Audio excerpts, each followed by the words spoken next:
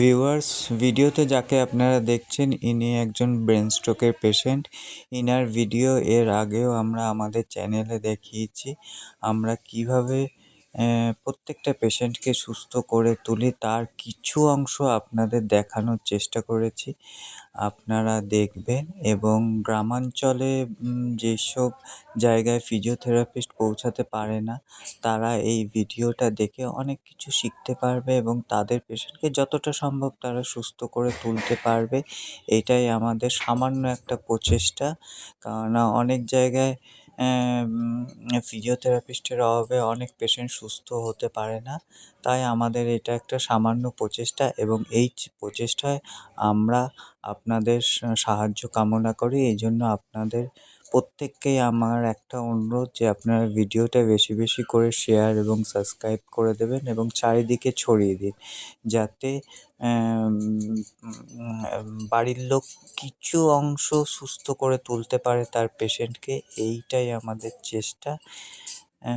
কেননা সব জায়গায় ফিজিওথেরাপিস্ট পৌঁছানো সম্ভব না।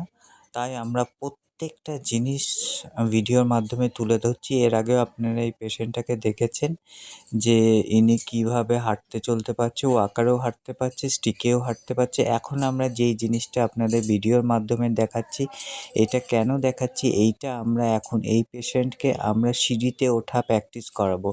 এবার সিঁড়িতে উঠতে গেলে পেশেন্টকে তো ডাইরেক্ট ওইভাবে ওঠানো যায় না।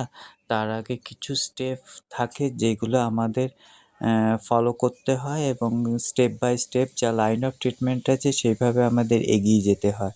ওই জন্য সিঁড়িতে ওঠার আগে আমরা এই স্টেপগুলো করে পেশেন্টকে আগে তৈরি করে নিই।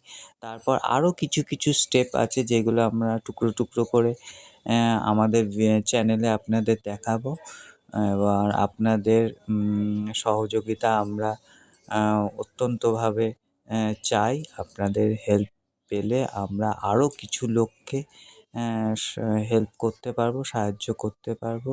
তাই আপনারা ভিডিওটি বেশি করে লাইক, শেয়ার এবং সাবস্ক্রাইব করে দেবেন এবং স্কিপ করে দেখবেন না। ঠিক আছে? তাহলে আপনারা অনেক কিছু বুঝতে পারবেন না বা অনেক কিছু আপনাদের কাছে মিস হয়ে যেতে পারে এবং ভিডিওটা পুরোপুরি দেখার জন্য আপনাদের অসংখ্য ধন্যবাদ।